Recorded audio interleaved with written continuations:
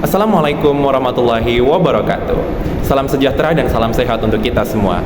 Teman-temanku, bagaimana nih kabarnya hari ini? Semoga sehat selalu ya. Dan tentunya pada kesempatan kali ini diberikan semangat selalu nih tentunya untuk menonton video pembelajaran kali ini sampai selesai. Nah, jadi dalam video pembelajaran kali ini, kami dari kelompok pengerjaan UTS mata kuliah Ilmu Negara Universitas Internasional Batam akan sharing ilmu nih kepada teman-teman dan rekan mahasiswa sekalian. Yuk, persiapkan dirimu untuk belajar dan tonton video presentasi ini sampai akhir. Dalam video ini, kita akan membahas tentang tipe-tipe negara, kemudian bentuk negara, dan yang terakhir adalah bentuk pemerintahan yang ada di dunia. Daripada makin penasaran, yuk langsung saja kita simak penjelasannya. Tipe-tipe negara berdasarkan sejarah. Yang pertama ada Timur kuno, yang kedua ada Yunani kuno, yang ketiga ada Romawi, yang keempat ada abad pertengahan, dan yang kelima ada abad modern. Tipe negara Timur kuno, yang pertama ialah negara dipimpin oleh tirani. Tirani adalah jenis pemerintahan di mana satu orang atau kelompok kecil memegang kekuasaan sepenuhnya tanpa memperhatikan hak, hukum, ataupun kebebasan orang lain. Pemerintahannya seringkali berkuasa dengan cara yang otoriter ataupun sewenang-wenang dan memiliki kekuatan yang tidak terbatas. Banyak sekali terjadi penindasan, pelanggaran hak asasi manusia, dan kurangnya tanggung jawab terhadap rakyat. Yang kedua bersifat teokrasi. Negara-negara pada tipe ini didasarkan pada keagamaan, dengan kepala negara yang dianggap sebagai keturunan Tuhan seperti raja-raja Mesir kuno. Kepala negara ataupun raja dianggap sebagai pusat kekuatan. Raja berdiri di tengah-tengahnya. Oleh karena itu, ia harus bertanggung jawab terhadap segala suka dan duka rakyat dan negaranya. Dan yang ketiga, kekuasaan bersifat absolut. Kekuasaan yang bersifat absolut ini biasanya merujuk pada suatu struktur pemerintahan di mana penguasa, seperti seorang raja atau kaisar, memiliki kekuasaan yang bersifat mutlak dan tidak terbatas. Dengan kekuasaan mutlak ini, penguasa memiliki kontrol penuh dan tidak terbatas atas negara dan rakyatnya. Tipe negara selanjutnya ada tipe negara Yunani kuno. Yang pertama ada polis. Polis adalah penyebutan negara kota Yunani kuno. Sekitar abad ke-7 sebelum Masehi, polis terbentuk. Setiap polis mengembangkan wilayahnya dengan cara menaklukkan kota-kota kecil dan pedesaan di sekitarnya. Yang kedua ada cikal bakal demokrasi. Di Athena, negara polis ini memiliki sistem pemerintahan yang hampir sama dengan pemusyawaratan rakyat. Pada hakikatnya, sistem ini memangku kekuasaan tertinggi, berdaulat, dan semua orang dewasa menjadi anggotanya. Keputusan bersama masyarakat, pemerintahan masyarakat, dan masyarakat memiliki kekuasaan tertinggi dalam sistem pemerintahan negara polis ini. Yang ketiga ada pemerintahan dipegang oleh ahli filsuf dan kalangan cendekiawan, aristokrasi. Aristokrasi adalah jenis pemerintahan yang dipegang oleh cendekiawan atau elit intelektual dan sosial yang dianggap sebagai yang terbaik atau yang bijak dalam masyarakat. Mereka memiliki akses ke posisi pemerintahan berdasarkan pengetahuan, kebijaksanaan, ataupun keturunan, dan rakyat biasa tidak memiliki akses yang sama ke kekuasaan politik dan pengambilan keputusan. Tipe negara selanjutnya ada tipe negara Romawi. Yang pertama ada imperium, adalah istilah yang merujuk pada otoritas eksekutif tertinggi yang dimiliki oleh kaisar, pemimpin tertinggi kekaisaran Romawi. Imperium memberikan kekuasaan penuh kepada kaisar dalam bidang militer, administratif, legislatif, dan yudisial kekaisaran Romawi. Yang kedua ada pemerintahan dipegang oleh kaisar. Kaisar mengacu pada peran pemimpin atau jabatannya. Yang ketiga ada pemerintahan kaisar bersifat mutlak. Pemerintahan mutlak kaisar menunjukkan pergeseran dari Republik Romawi yang lebih demokratis menuju kekaisaran Romawi yang lebih otoriter dan sentralisasi. Selanjutnya saya akan membahas tentang tipe negara abad pertengahan. Negara-negara pada abad pertengahan sudah merupakan country state, yaitu bersifat mendua. Dualisme itu disebabkan oleh adanya dua macam hak yang menjadi dasar bagi terbentuknya, yaitu yang pertama hak raja untuk memerintah yang disebut dengan rex, dan yang kedua adalah hak rakyat yang disebut dengan regnum. Ciri khas dari tipe negara abad pertengahan ini adalah yang pertama dualistis dalam bernegara, yaitu dualisme atau pertentangan antara yang pertama penguasa dengan rakyat, yang kedua pemilik dan penyewa tanah, yang ketiga negarawan dan gerejawan. Yang kedua adalah feodalistis, yaitu pertentangan pemilik dan penyewa, dan yang ketiga adalah pertentangan antara gereja dengan negarawan, yang kemudian melahirkan teori teokrasi atau prinsip ilahi itu adalah peran utama, dan teori sekularisme, yaitu harus ada pemisah antara agama dan institusi. Selanjutnya adalah tipe negara abad modern. Negara hukum diartikan sebagai negara yang tindakan pemerintah maupun rakyatnya didasarkan hukum untuk mencegah adanya tindakan sewenang-wenangan dari pihak penguasa dan tindakan rakyat menurut kehendak mereka sendiri. Ciri-ciri dari tipe negara modern ini adalah yang pertama, berlakunya asas demokrasi, kedaulatan ada di tangan rakyat dan demokrasi menggunakan sistem dan lembaga perwakilan. Yang kedua, kekuasaan tertinggi bersumber dari rakyat. Yang ketiga, susunan negaranya adalah kesatuan. Di dalam satu negara hanya ada satu pemerintahan, yaitu pemerintahan pusat yang mempunyai wewenang tertinggi. Dan yang keempat adalah sistem legislatif seperti MPR, DPR, dan DPD. Selanjutnya ada tipe negara dari segi yuridis, yaitu penggolongan negara-negara menggunakan kriteria-kriteria hubungan, penguasa dan yang dikuasai. Jadi di sini kami ambil dari teori George Jelinek, yaitu menurut dari teori George Jelinek itu, yang pertama mau saya bahas dulu dari status positif, yaitu negara turut serta atau berperan aktif dalam segala urusan rakyat. Yang selanjutnya, status negatif, yaitu negara tidak ikut campur terhadap segala urusan rakyat. Jadi negara ini hanya diam atau hanya menjadi wasit. Ya, selanjutnya, status aktif, yaitu rakyat berperan aktif dan turut serta dalam pemerintahan. Yang terakhir adalah status pasif, yaitu rakyat tidak aktif dalam pemerintahan dan hanya mematuhi setiap aturan pemerintah. Tipe dari negara yuridis ini terbagi lagi menjadi beberapa bagian. Yang pertama yang akan saya bahas adalah negara polis atau polizia state, yaitu tipe negara yang bertugas menjaga tata tertib dalam negara. Tipe negara ini disebut juga dengan negara jaga malam.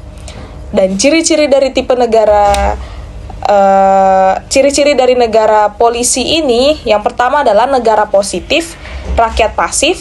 Selanjutnya dipengaruhi aliran merkantilisme dalam bidang ekonomi, dan yang terakhir adalah negara yang menentukan segala-galanya. Selanjutnya saya akan bahas tentang negara hukum formal, yaitu negara hukum yang mendapat pengesahan dari rakyat. Segala tindakan penguasa memerlukan bentuk tertentu dan harus berdasarkan undang-undang. Negara ini juga disebut sebagai negara hukum yang demokratis. Ciri-ciri dari negara formal ini yaitu adalah yang pertama, negara negatif, rakyat aktif. Selanjutnya, negara hanya sebagai pengawas dalam kompetisi rakyatnya. Dan yang terakhir adalah hukumnya yang berlaku hanya UU atau hukum yang tertulis. Tipe negara hukum material. Negara hukum material merupakan perkembangan lebih lanjut dari negara hukum formil.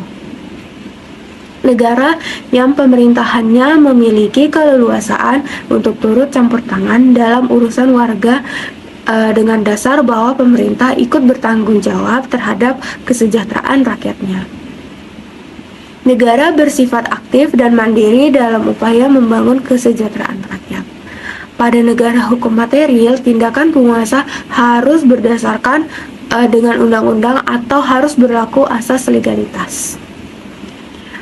Di negara hukum material, dalam keadaan mendesak, tindakan penguasa diperbolehkan menyimpang dari undang-undang demi kepentingan warga negaranya. Hal ini yang disebut juga dengan asas oportunitas. Tipe negara hukum kesejahteraan.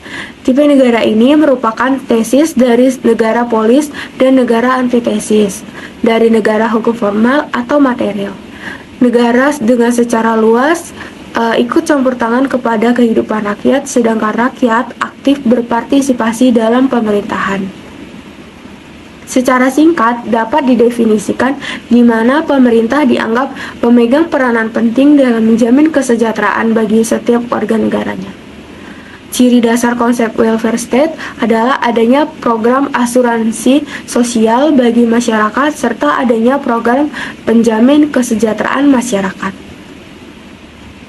Hukum yang berlaku adalah hukum tertulis dan tidak tertulis seperti undang-undang, jurisprudensi, traktat, doktrin, dan kebiasaan. Selanjutnya ada ciri negara hukum. Yang pertama ada supremasi hukum, yaitu hukum sebagai patokan atau aturan di segala bidang. Yang kedua, semua orang memiliki kedudukan yang sama di mata hukum. Lalu yang ketiga, konstitusi, yaitu hukum merupakan dasar di suatu negara berdasarkan HAM. Yang keempat, adanya pengakuan HAM. Lalu yang terakhir, trias politika atau pemerintah berdasarkan undang-undang. Nah, Indonesia sendiri masuk ke dalam tipe negara yang mana nih? Indonesia sendiri masuk ke dalam tipe negara kesejahteraan. Kenapa Indonesia masuk ke dalam tipe negara kesejahteraan?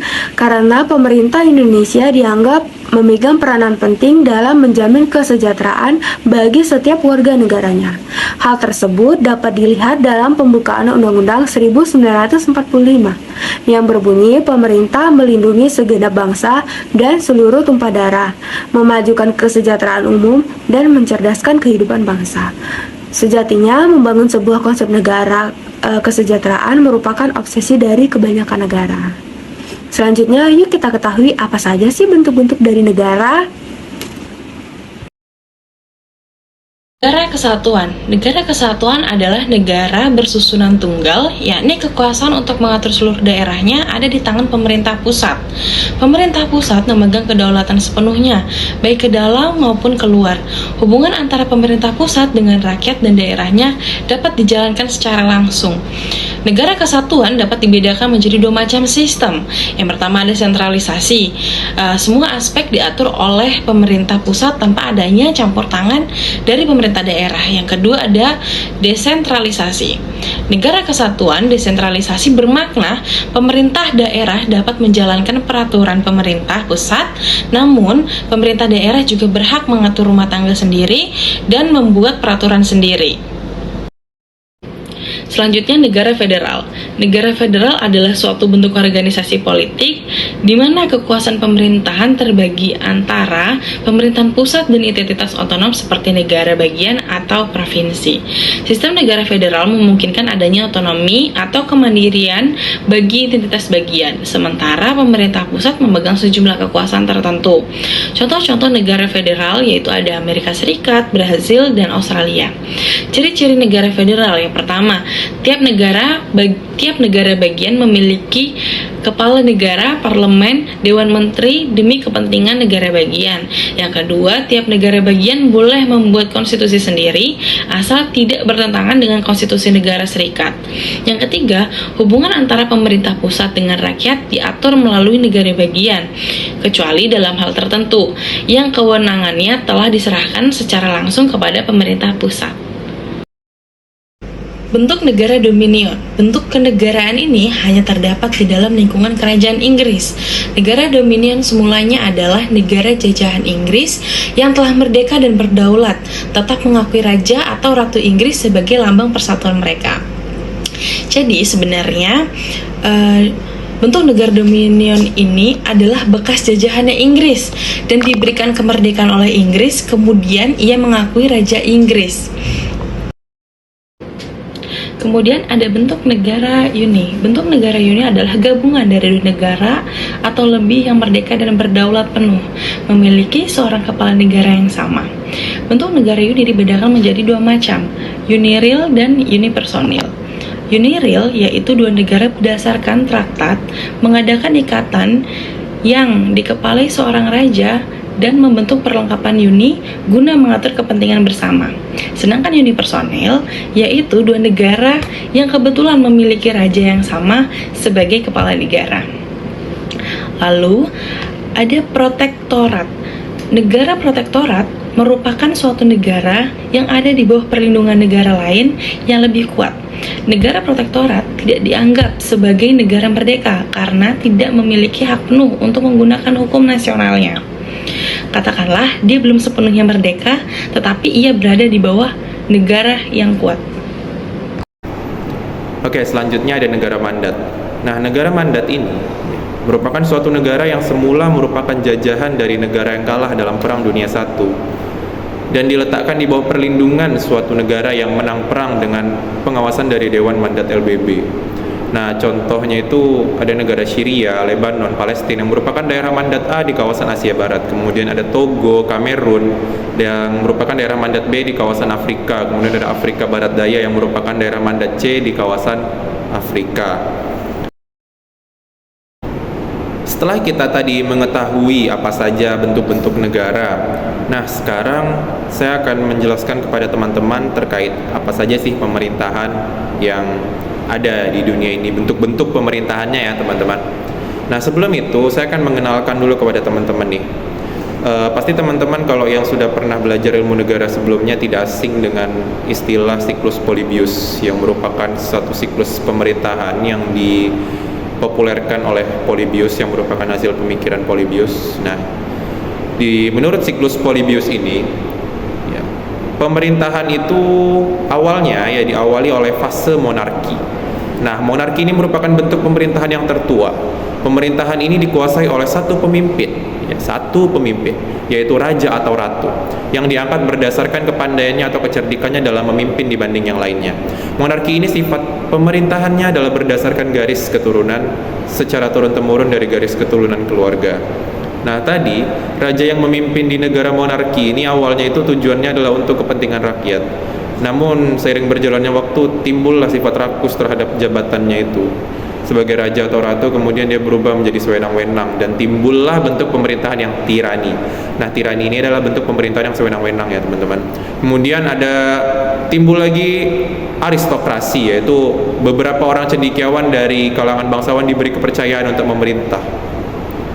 Kemudian karena banyaknya pengaruh dari pihak eksternal, ya akhirnya para aristokrasi ini tidak lagi memihak untuk rakyat dan banyak mementingkan golongannya saja gitu. Jadi dari hal ini muncullah kemudian pemerintahan oligarki ya.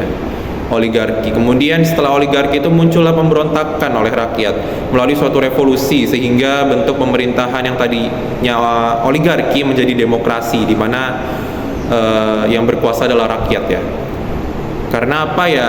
Karena rakyat tadi itu dia sudah tidak percaya lagi dengan sistem oligarki yang hanya mementingkan urusan golongan tertentu saja, ya. Nah, sementara rakyat itu dibiarkan dan tidak dipedulikan begitu oleh mereka.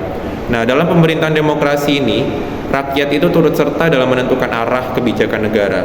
Kemudian menurut Polybius, dari pemerintahan yang demokrasi tadi, bisa saja pemerintahan tersebut dipegang oleh orang yang tidak mengerti ilmu pemerintahan sehingga terjadilah kebobrokan demokrasi.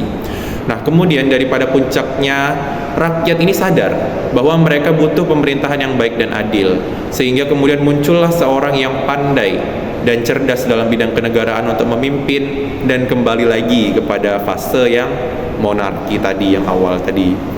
Nah, selanjutnya kita akan membahas mengenai apa saja sih bentuk-bentuk pemerintahan yang ada di dunia. Nah, bentuk-bentuk pemerintahan ini tuh ada dua ya. Yang pertama monarki, kemudian yang kedua ada republik. Nah, yang pertama kita akan membahas mengenai monarki. Nah, monarki ini adalah negara yang dikepalai oleh seorang raja atau ratu yang berkuasa secara turun-temurun dalam periode waktu yang tidak tertentu. Nah, monarki ini dibedakan menjadi 3 tipe. Yang pertama itu ada monarki absolut, yaitu tipe negara monarki di mana seorang raja itu memiliki kekuasaan yang mutlak, sehingga kehendak raja sama dengan kehendak negara. Tidak ada lembaga lain pemegang kekuasaan pemerintahan itu kecuali raja itu sendiri. Sehingga apa yang dikehendaki oleh raja itulah yang harus terjadi. Nah, raja ini membuat aturan, kemudian raja melaksanakan aturan yang dibuatnya, dan kalau ada yang bersalah atau yang melanggar aturan tersebut, hukumannya pun diserahkan kepada raja untuk ditentukan. Nah, kemudian yang kedua ada monarki konstitusional, yaitu negara monarki di mana kekuasaan raja itu dibatasi oleh konstitusi atau undang-undang dasar. Kemudian yang ketiga itu tipe monarki parlementer. Nah, negara monarki parlementer ini merupakan negara monarki di mana keberadaan raja itu hanya sebagai simbol dan kedudukannya bersifat seremonial semata-mata. Sedangkan kekuasaan pemerintahan dalam arti yang sebenarnya ada pada Perdana Menteri dan menteri-menterinya yang harus mempertanggungjawabkan penyelenggaraan pemerintahan kepada parlemen. Kemudian bentuk pemerintahan selanjutnya adalah republik. Republik ini adalah bentuk pemerintahan yang dikepalai oleh presiden sebagai kepala negara. Nah, ciri-ciri yang tipe-tipenya itu ada negara republik absolut ya. Nah, ciri republik absolut ini adalah pemerintahan itu diktator tanpa ada pembatasan kekuasaan. Penguasa mengabaikan konstitusi dan untuk melegitimasi kekuasaannya digunakanlah partai politik. Dalam pemerintahan ini parlemen memang ada namun tidak berfungsi. Kemudian tipe yang kedua, republik konstitusional ya. Ciri republik konstitusional adalah presiden memegang kekuasaan kepala negara dan kepala pemerintahan dengan batasan konstitusi yang berlaku di negara tersebut dan dengan pengawasan dari parlemen. Nah, contohnya itu ya Indonesia ya. Indonesia itu negara dengan bentuk pemerintahan republik konstitusional. Kemudian yang ketiga, tipe republik parlementer. Ya, cirinya itu adalah presiden hanya sebagai kepala negara, namun presiden tidak dapat diganggu-gugat, sedangkan kepala pemerintahan berada di tangan Perdana Menteri yang bertanggung jawab kepada parlemen. Dalam sistem ini, kekuasaan legislatif lebih tinggi daripada kekuasaan eksekutif. Nah, contohnya itu ya negara Singapura, Prancis, India, Pakistan. Ya, seperti itu teman-teman. Demikianlah pemaparan materi dari kelompok kami. Semoga teman-teman semua bisa memahami dengan baik penjelasan yang sudah disampaikan. Saya ucapkan terima kasih dan wassalamualaikum warahmatullahi wabarakatuh.